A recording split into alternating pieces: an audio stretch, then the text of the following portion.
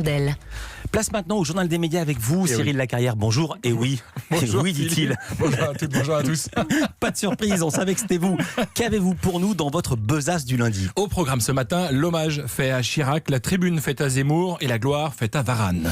Alors Cyril, vous commencez ce journal avec la mobilisation des chaînes pour la journée de deuil national en hommage à Jacques Chirac. Mobilisation générale évidemment, les chaînes d'infos en continu sont bien sûr déjà sur le pont depuis ce matin et les chaînes généralistes vont bientôt lancer leur émission spéciale.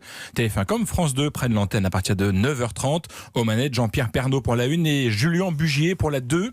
L'hommage va se dérouler en deux temps. D'abord à 9h30 pour une cérémonie familiale en la cathédrale Saint-Louis aux Invalides, puis à midi en l'église Saint-Sulpice à Paris. En plus d'Emmanuel Macron et des anciens présidents français, 80 dirigeants internationaux seront présents, dont le président russe Vladimir Poutine. Tout ça sous l'œil de Jérôme Revon, choisi pour réaliser les images de la cérémonie solennelle. Et je précise que Théo Manval est pour nous, pour Europe 1 aux Invalides. Il y aura une émission spéciale juste après Culture Média de 11h à 14h sur Europe 1, cérémonie en hommage à Jacques Chirac.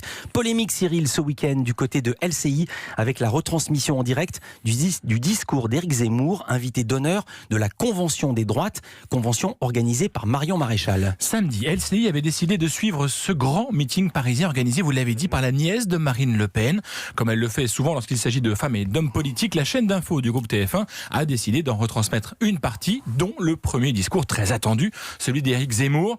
Résultat, à l'antenne, une demi-heure de discours islamophobe enflammé en direct et donc sans le moindre élément de contexte, et un discours suivi quand même par un débat en plateau. Et c'est donc cette partie live qui est au cœur d'un malaise au sein de LCI. La SDJ, c'est-à-dire la Société des journalistes, a dit se désolidariser de la décision de la chaîne de diffuser en direct et en intégralité un discours d'Éric Zemmour définitivement condamné pour provocation à la haine raciale le 17 septembre dernier. Un rendez-vous est prévu demain matin entre d'une part la SDJ et de l'autre la direction de LCI. De mon côté, j'ai contacté la chaîne qui n'a absolument pas nié le problème et reconnu que la méthode n'était pas la bonne et que tout le travail en amont n'avait pas été fait. Enfin, et que si la situation se représentait, LCI ne le referait pas.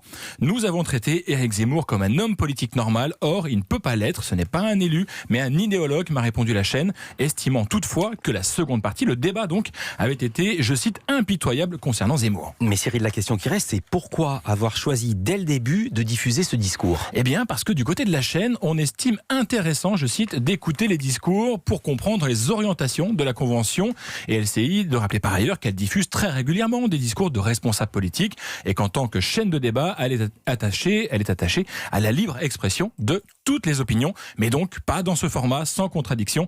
LCI promet d'être plus vigilante à l'avenir. Cyril, un dernier mot concernant ce discours d'Éric Zemmour. Est-ce que les téléspectateurs étaient nombreux devant LCI pour le regarder? Il y avait en moyenne 85 000 téléspectateurs devant LCI. Alors certes, c'est 2 fois plus que CNews et France Info, mais c'est un score en fait dans la moyenne de la case, donc pas vraiment d'effet Zemmour. Quant au débat qui a suivi, donc le moment de contradiction au discours, il n'a intéressé que 49 000 personnes, soit 0,6% de part de marché. C'est assez nettement moins que ce que réalise d'habitude LCI entre 15h et 16h. Un petit mot de sport avec un doc événement disponible sur Amazon Prime. Varane, destin de champion, c'est donc un documentaire sur Raphaël Varane et son destin de champion. Dingue, bon.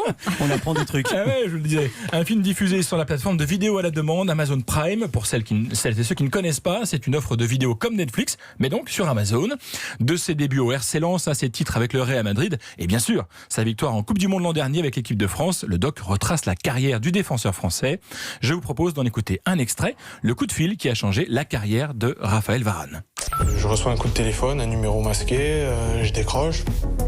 J'écoute à moitié parce que je suis en train de faire des affaires, tout ça, j'écoute pas vraiment. Et petit à petit, je commence à tendre l'oreille parce que j'ai l'impression de connaître cette voix. Je me dis, c'est Zizou. Et pendant que je réfléchis comme ça, j'entends au téléphone, non mais c'est pas une blague, c'est vraiment moi. Je suis pris un peu de panique, je suis pris de court. Et je dis, je suis désolé, je m'excuse, mais on peut se rappeler plus tard.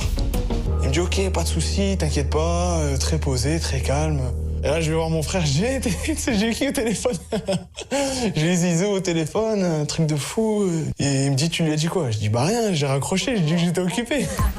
Donc, si un numéro masqué vous appelle, Incroyable. décrochez, c'est peut-être Zinedine Zidane. Ouais. Varane, Destin de champion, ce sont 3 épisodes à retrouver sur Amazon Prime Video. Ou alors c'est Gérald Dahan qui limite. Cyril, on termine ce journal comme on l'a commencé, avec la journée de deuil national en hommage à Jacques Chirac, avec un clin d'œil venu de France 3. Comme souvent, Plus belle la vie a collé à l'actualité dans son épisode de vendredi soir. Une scène entre Yolande et Jocelyn, 2 personnages de la série, a permis d'évoquer la mémoire de Jacques Chirac.